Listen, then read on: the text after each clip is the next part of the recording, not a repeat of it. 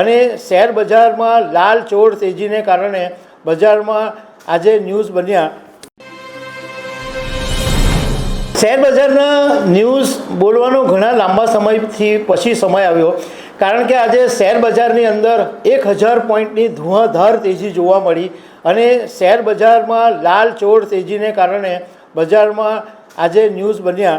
એટલે આ મને એમ થયું કે હવે ઘણા લાંબા સમયથી શેર બજારમાં કંઈ ઉથલપાથલ બહુ થતી નહીં હતી, તો શેર બજારના કોઈ ન્યૂઝ નહોતા બન્યા। તો આજે 1000 પોઈન્ટ BSEમાં ઉછળી ગયા અને 300 પોઈન્ટ નિફ્ટીમાં ઉછળી ગયા। એટલે શેર બજાર શું કામ વધ્યું એના 4 પોઈન્ટના કારણો વિશે હું તમારી જોડે વાત કરવાનો છું। મારું નામ રાજેશ શાહ છે અને તમે જોઈ રહ્યા છો ગુજરાતના સૌથી મોટા ડિજિટલ ન્યૂઝ પ્લેટફોર્મ ખબરછે.com। આ સપ્તાહની અંદર શેર બજાર શરૂ થયું તો સોમ અને મંગળવારે શેર બજારમાં ઘટાડો થયો હતો, પણ આમ છેલ્લા સમયથી કેટલાક સમયોથી જો જોઈએ તો શેર બજાર બહુ સુસ્ત ચાલતું હતું। બહુ લાંબી વધઘટ નહીં, એટલે બહુ ઘટે નહીં ને બહુ લાંબુ વધે નહીં એવું ચાલતું હતું। પરંતુ આજે 1050 પોઈન્ટનો BSE સેન્સેક્સમાં ઉછાળો આવ્યો અને BSE સેન્સેક્સ લગભગ 85,650 પર બંધ રહ્યો અને નિફ્ટીમાં 336 પોઈન્ટનો ઉછાળો આવ્યો અને 26,200 પર નિફ્ટી બંધ રહ્યો। હવે આમાં શેર બજારની અંદર આજે એવું તો શું થઈ ગયું કે 1050 પોઈન્ટનો ઉછાળો આવી ગયો। 1000 પોઈન્ટની તેજી આવી, એમાં એક જ દિવસની અંદર રોકાણકારોને 5 લાખ કરોડ રૂપિયાની કમાણી થઈ ગઈ છે। હવે હું તમારી સાથે કારણની વાત કરું કે એવું તે કયા કારણો આવી ગયા કે શેર બજારમાં આજે તેજી જોવા મળી। તો કારણ નંબર 1 એ છે કે અમેરિકાની અંદર જે ફેડરલ રિઝર્વના જે રેટ હોય છે એમાં ઘટાડાની ધારણા છે। કેટલાક એવા સંકેતો મળ્યા કે જેને કારણે એવું લાગે છે કે ફેડરલ રિઝર્વ છે એ વ્યાજ દરની અંદર ઘટાડો કરી શકે છે।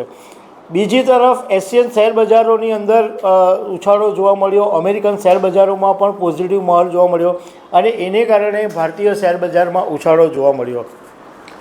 હવે આ જે ફેડરલ રિઝર્વ રેટમાં સંકેતો કેમ મળ્યા, તો એની પાછળનું કારણ એ છે કે અમેરિકાની અંદર જે રિટેલ સેલ્સના જે આંકડા આવ્યા એ ધારણાથી ઘણા બધા ઓછા આવ્યા।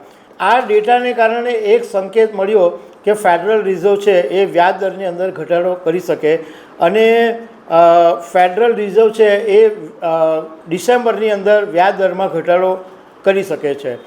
બીજું કે ફેડરલ રિઝર્વના 2 અધિકારીઓએ એક એવા નિવેદન આપ્યા કે જે પણ એ વ્યાજ દરના ઘટાડા તરફ સંકેત આપી રહ્યા હતા। અમેરિકામાં ફેડરલ રિઝર્વ જો વ્યાજ દરની અંદર ઘટાડો કરે તો ઇમર્જિંગ માર્કેટની અંદર જે રોકાણ વધારે આકર્ષક બની જાય અને અમેરિકામાં ફેડરલ રિઝર્વના વ્યાજ દરનો સૌથી મોટો ફાયદો ભારતને થાય, કારણ કે વિદેશી સંસ્થાકીય રોકાણકારો છે એ ભારત જેવા ઇમર્જિંગ માર્કેટ તરફ વળે અને એમાં શેર બજારની અંદર તેજી આવી શકે।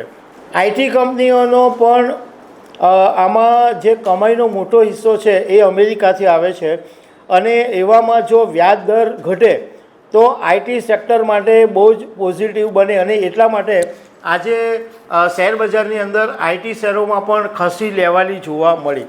બીજું કારણ છે વિદેશી સંસ્થાકીય રોકાણકારોની ખરીદી, જેમને FII કહેવામાં આવે છે। એમણે છેલ્લા એક સપ્તાહની અંદર 785 કરોડ રૂપિયાના શેરો ખરીદ્યા છે, જ્યારે સ્થાનિક સંસ્થાકીય રોકાણકારો એટલે આપણી ભારતની જે સંસ્થાકીય રોકાણકારો છે એમણે 3,912 કરોડ રૂપિયાના શેર ખરીદ્યા છે।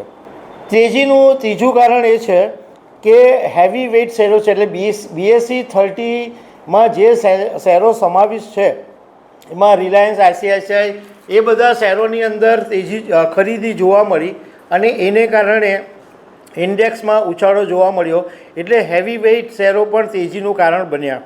ચોથું કારણ એ છે કે ક્રૂડ ઓઇલનો ભાવ છે એમાં થોડોક ઘટાડો જોવા મળ્યો। જે ક્રૂડ ઓઇલ $63 પર હતું એ ઘટીને $62.48 ઉપર આવી ગયું।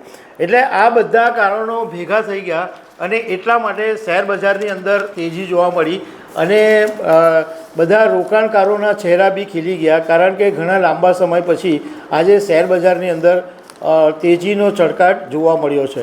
તો દર્શક મિત્રો, આવી અનેક વાતો સાથે અમે તમને મળતા રહીશું। Thank you very much.